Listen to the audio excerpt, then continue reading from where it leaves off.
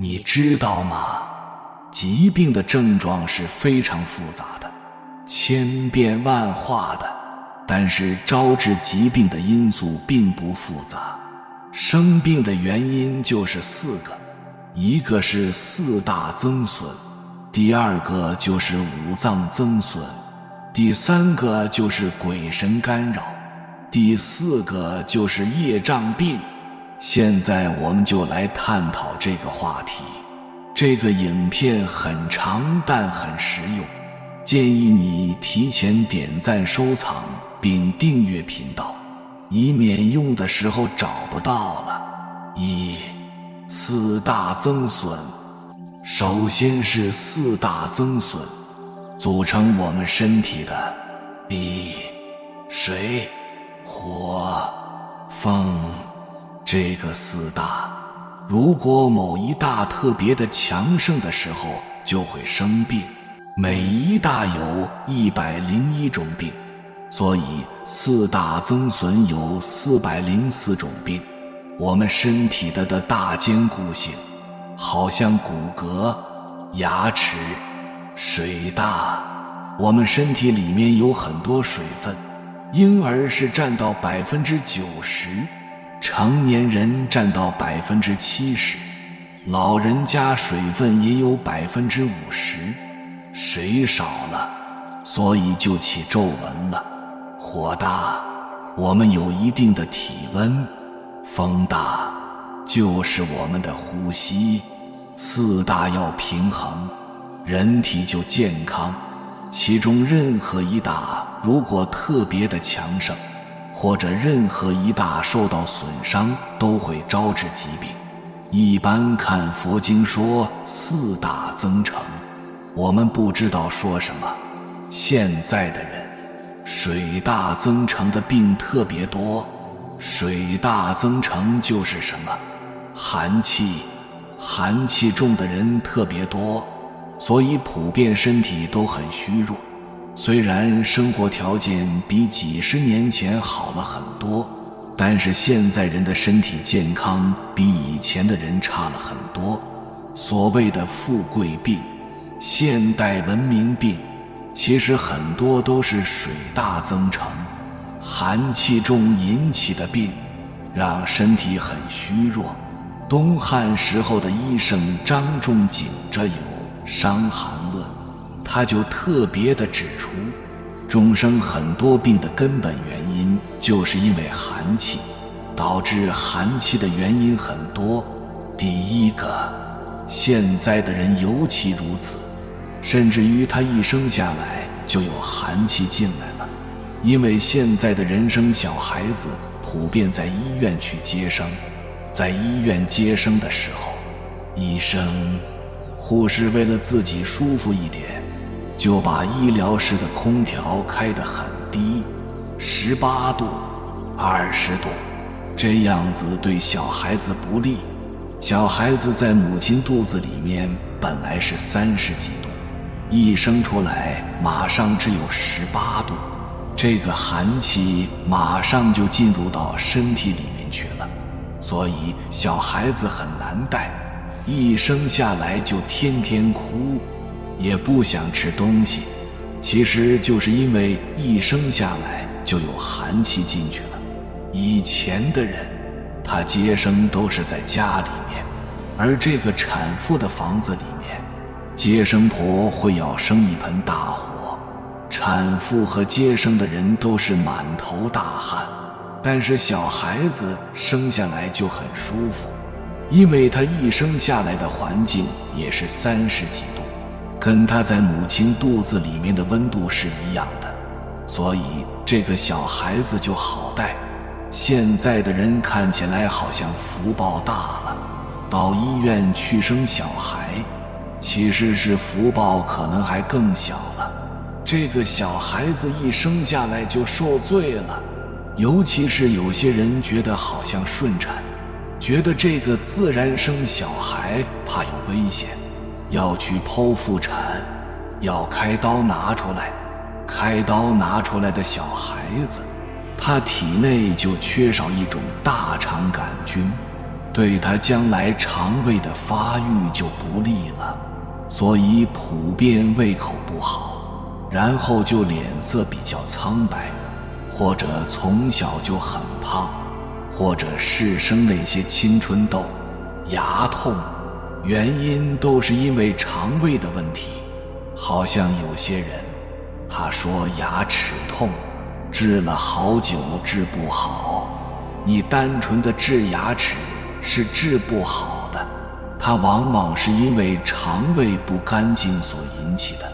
第二个引起寒气的原因，是因为夏天突然进入到很冷的空调房里面，好像我们在外面走，哎呀，好热，马上回到房子里面就开到18度。这个时候怎么样？因为我们在外面很热，在出汗，出汗就是排毒的过程，我们的身体正在排毒。你突然之间一进入空调房子，你的心脏就接到一个信号，马上停止排毒。第一个方面，对你的心脏有损伤；第二个方面，你的毒排不出来了；第三个方面，你的寒气就进去了。还有一个，就是夏天喜欢喝冰水，什么东西都放到冰箱里面冰一冰再拿出来喝，这个不是好事。你喝冰水，吃冰块都不是好事。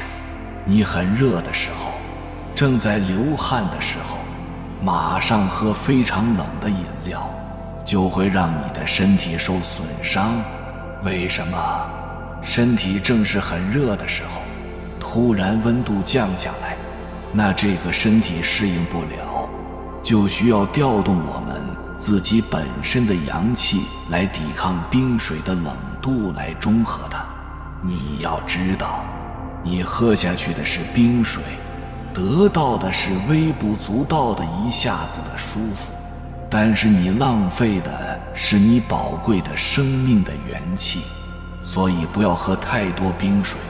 第三个让我们身体里面多寒气的原因，就是因为不适当的吃感冒药，一打喷嚏马上就吃感冒药，看起来你不流鼻水了，事实上你就把寒气逼到肺里面去了。第四个就是洗澡以后不会马上把头发擦干，这个也会招致寒气吸到体内去。寒气吸到体内以后有什么症状知道吗？我们头顶上会硬硬的，其实就是我们的头顶上面累积了寒气在里面，没有排出去，或者是少白头。如果你不是遗传因素引起的，很有可能就是你很年轻头发就白掉了，其实是寒气。还有一种是油性皮肤，这种也是因为寒气。还有比方说淋雨，不马上擦都会招致寒气。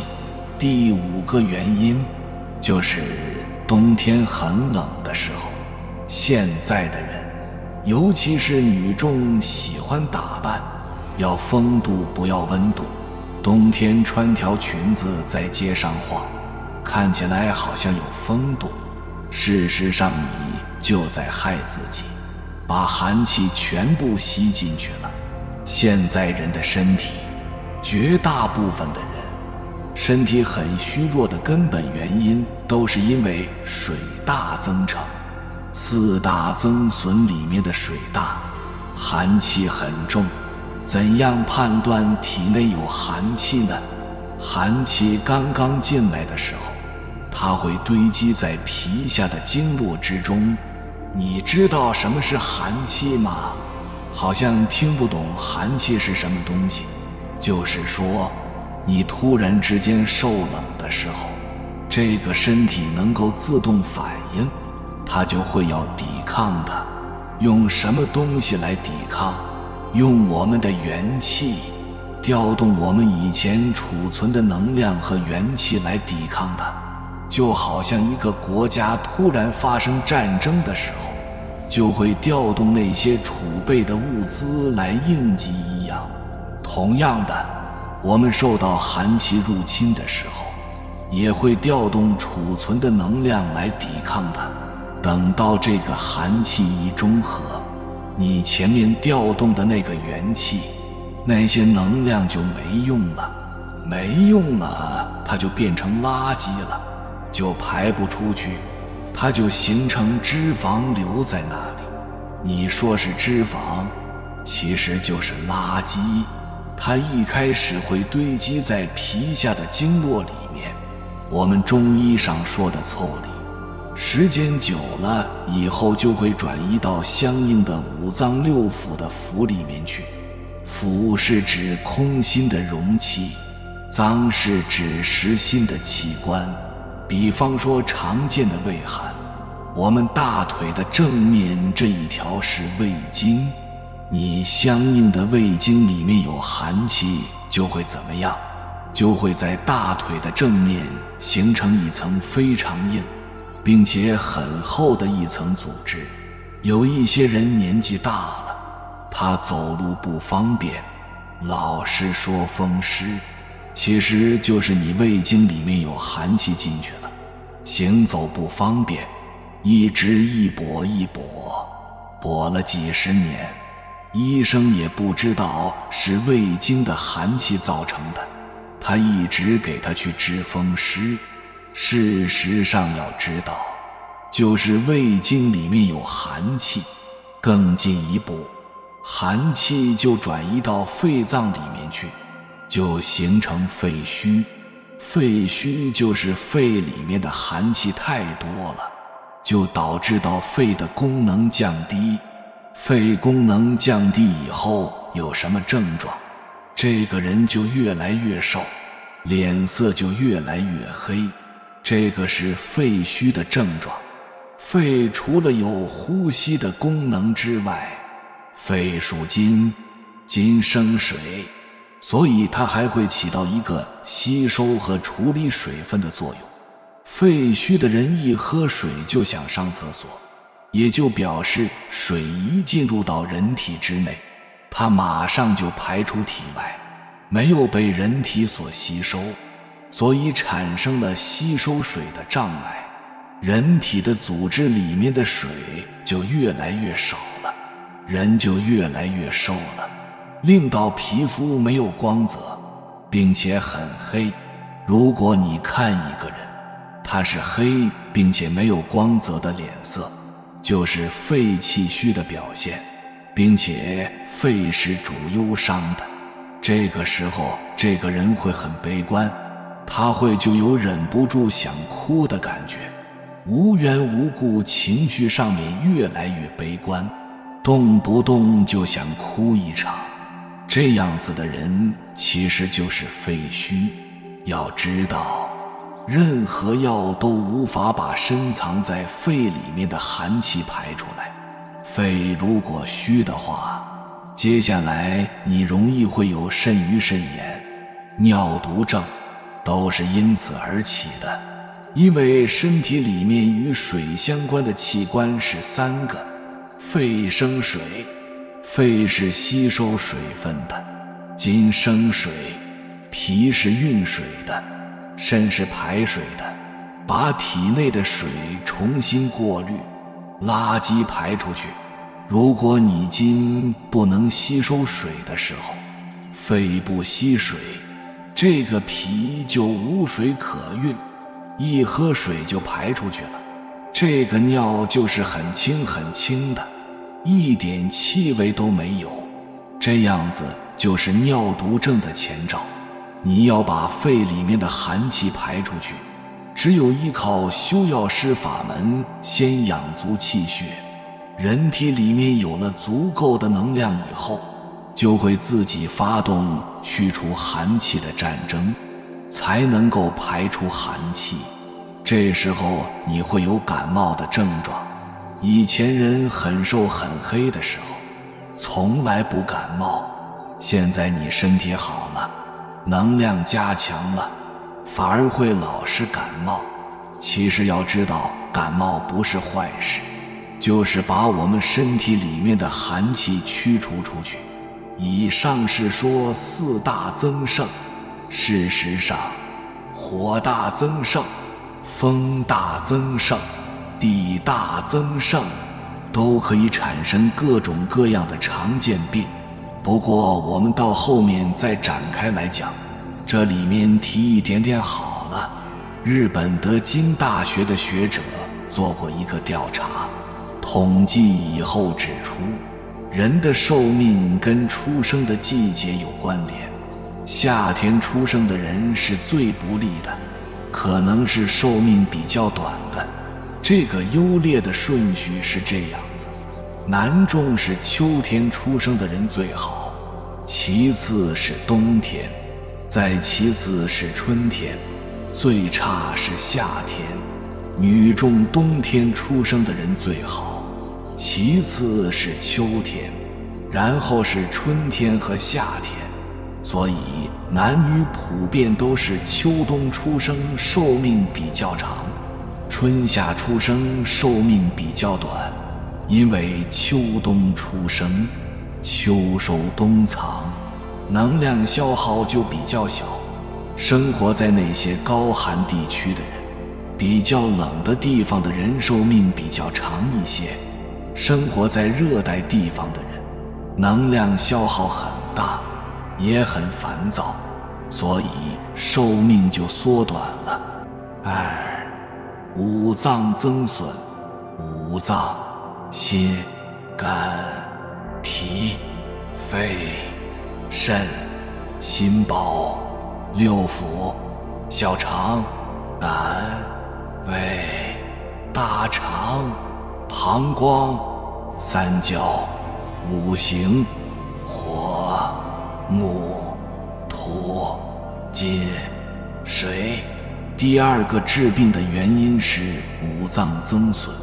五脏六腑是互为表里的，五脏就是心、肝、脾、肺、肾，六腑就是小肠、胆和胃、大肠、膀胱和三焦。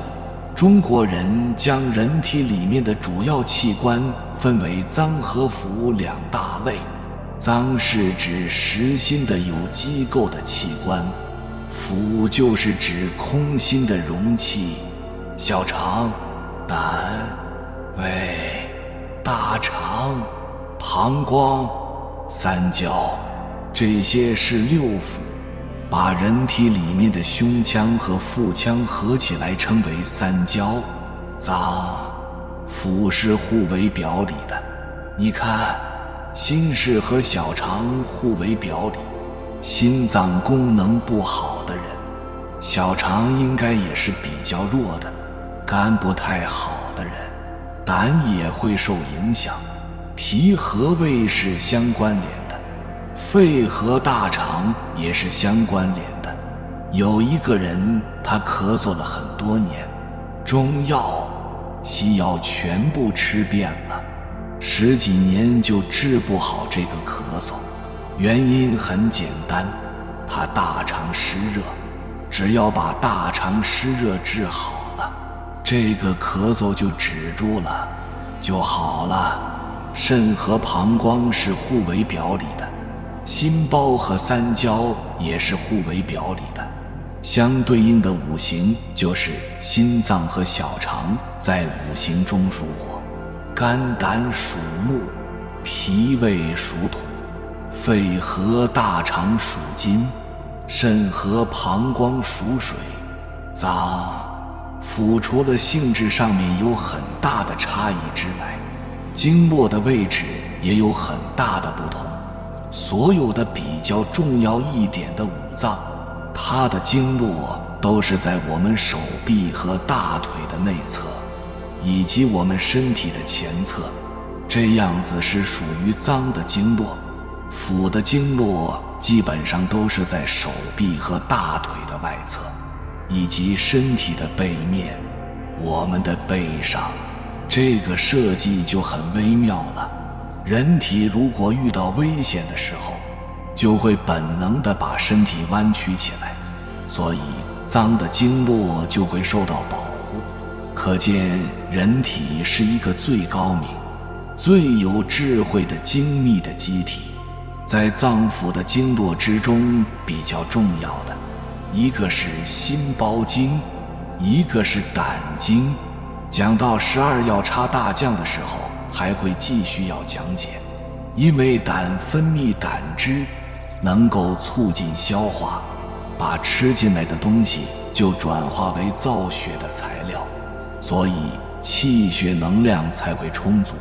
平时应该是每一天敲打一下胆经就会比较好。大腿的外侧这一条是胆经，有一些人他会有坐骨神经痛，他就打封闭针，打一下好了，但是隔一段时间又发了，又很痛了。其实所谓的坐骨神经痛，根本的因素都还是因为胆经比较虚而引起的。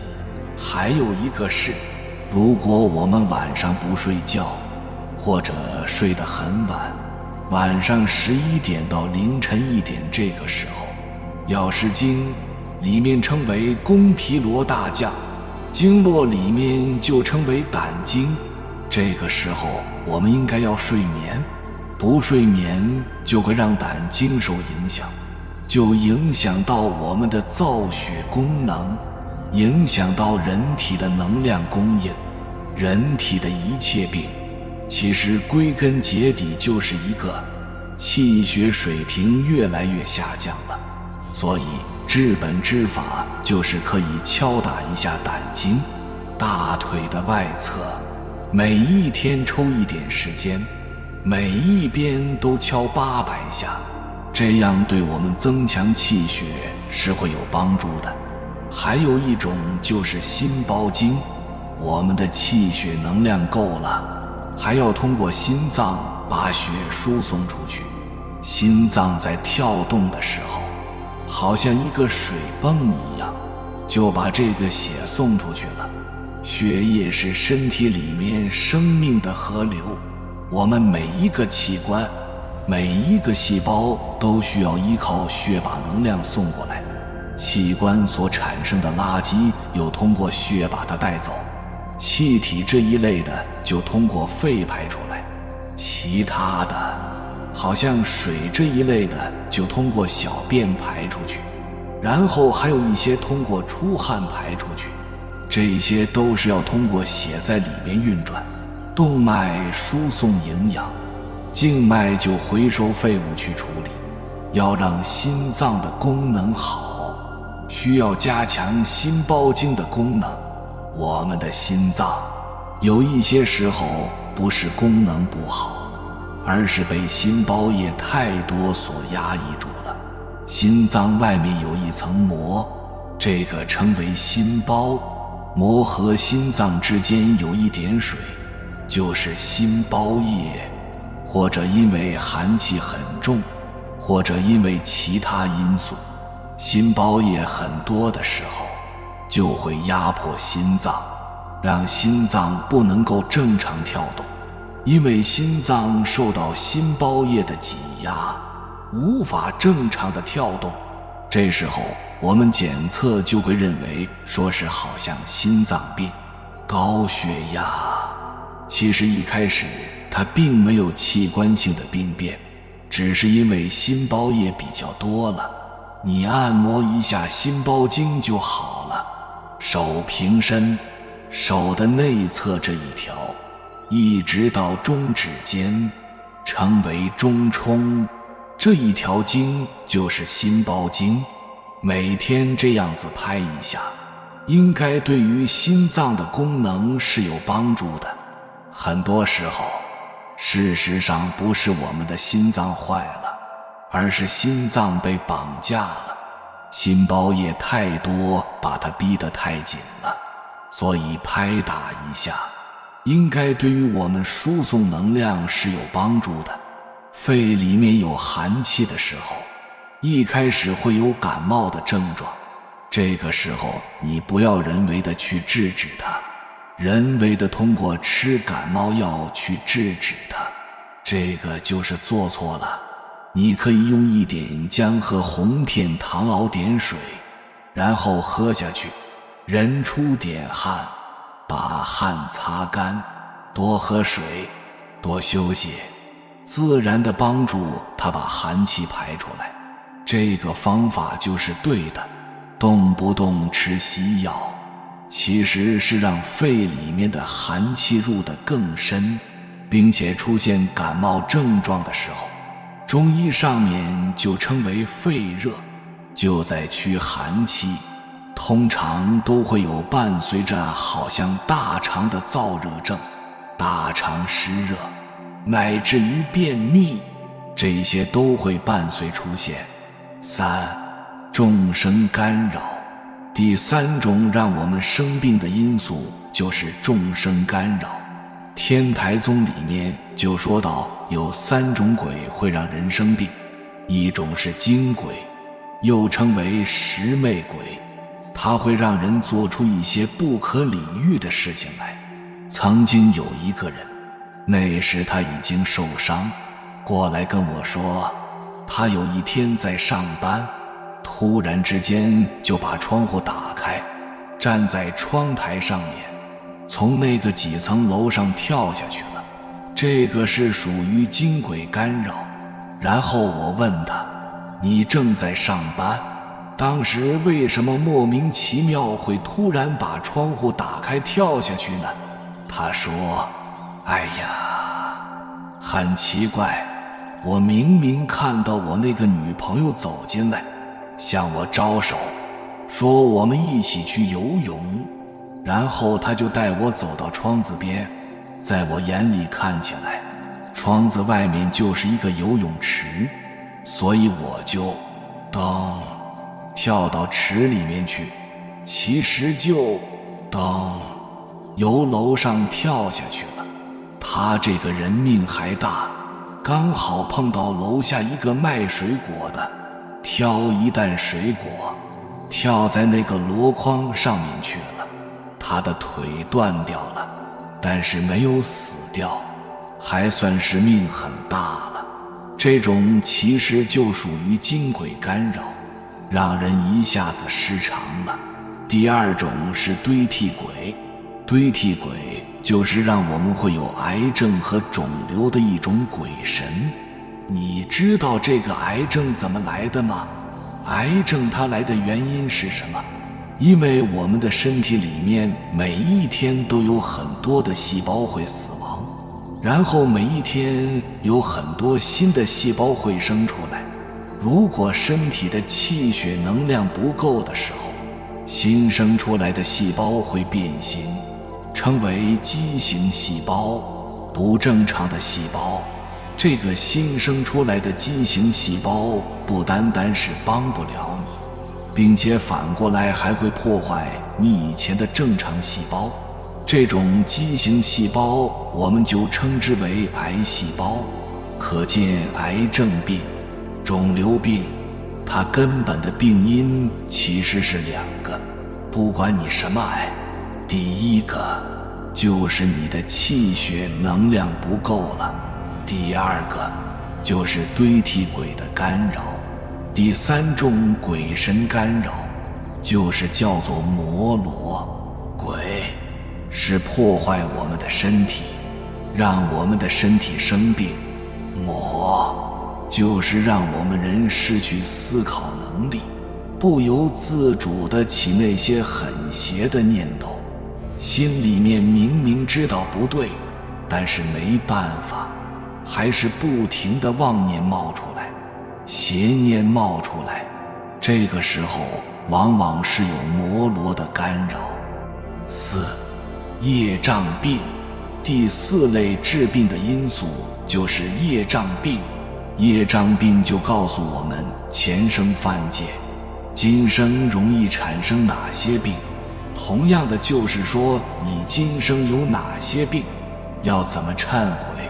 你要查一查你前生可能犯了什么戒，可能做了什么坏事，通过这个表就可以知道了。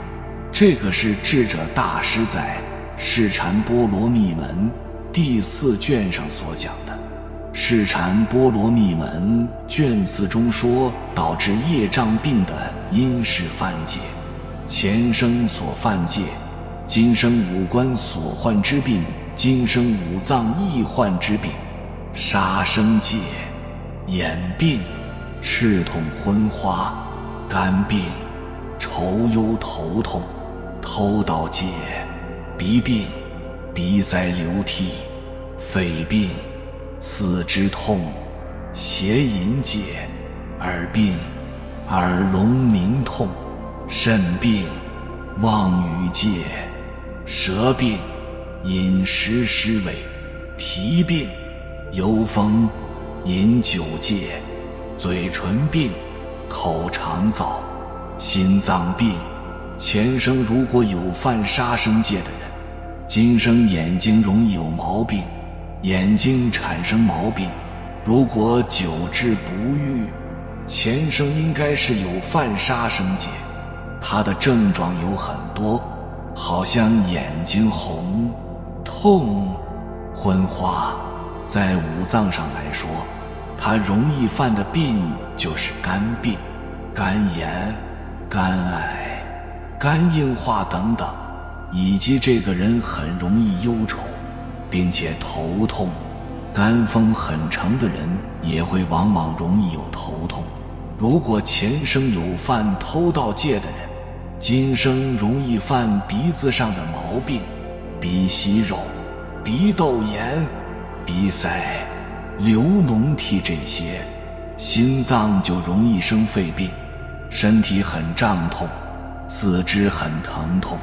前生犯邪淫戒，今生容易犯耳朵上的毛病，中耳炎、耳聋、耳鸣、耳痛。耳朵有一个很奇妙的地方，一个小孩子他听不听话，容不容易教，你用你的手指头插到他的耳孔里面去，很容易插进去。这个小孩子很听话，很小很小插不进去。这个小孩子很小气，而且很顽固，从小就可以知道，耳朵如果好像是翻过来了，这个小孩子很叛逆，比较贴着就比较好。犯邪淫戒在五脏上面容易生肾病，是因为前生有犯邪淫戒，容易产生耳朵方面的毛病。现在的人，我有见过很多都是肾脏的功能受影响，有问题的，比方说肾结石、肾囊肿、肾炎、尿毒症这些。大家要知道的是什么呢？肾如果有问题，是因为过去生或者就是今生他有犯过邪淫。现在的人很开放，随随便便的就会发生关系，种下这个因就容易招感这一类的病。今生犯邪淫也容易产生肾结石。凡属是肾有问题，基本上都是表示他对于某一个人心死了，或者对某一段情心死了。肾结石的因素是或者前生或者今生有婚外的性行为，好像听起来不相干，其实就有必然的关系。我见过的人很多都是今生有犯，然后他到中年就有肾结石了。这个结石，你看那个石头，把它包起来，这就是肾结石。泥沙性的或者是颗粒性的肾结石，你看贝壳有一粒沙子进去了，它把它包起来，就会包成一粒珍珠。我们有一粒沙子进去了，把它包起来，就会包成一个结石。肾结石、胆结石，这个石头你把它包起来，就代表有所隐瞒。如果你对你的伴侣有隐瞒，有婚外的性行为，然后你不让你的妻子或者不让你的丈夫知道，到后来你会容易犯肾结石。肾囊肿是表示曾经有外遇，肾发炎，有肾炎，它是表示夫妻之间感情有问题，沟通有障碍，但是两个人并没有离婚，有收尾，所以正在发炎，感情正在发炎，你的肾也会发炎，这个其实是有关的。总而言之，通过这个表我们就可以知道，你看，我们要持好五戒，持好五戒不单单是修行的需要，也是我们身体健康的需要。如果你前生有犯妄语戒，今生容易有舌头的毛病，吃什么东西都觉得没味道。如果在五脏上来说，它是脾脏的毛病，脾脏很重要，我们前天有讲过了，脾脏不单单是消化吸收，而且是免疫系统的重要器官。可以说先天之本是肾脏，后天之本是脾脏。肾和脾这个两样不好的话，你的身体要想好就很难。还会有那些好像游风、痛风，它不固定在一个地方，到处游走。这种游风事实上很多也是脾脏的功能不好所产生的。如果你前生有犯饮酒戒，今生容易有嘴唇上的毛病，嘴唇上生疮，嘴唇上面会突然之间好像说裂了，或者是很难受、很痛，这些都是嘴唇上的毛病。而且你要会看的话，可以知道，一个人如果他以前的条件不太好，突然之间嘴唇上面生一粒痣，就表示他很快就有好东西吃了。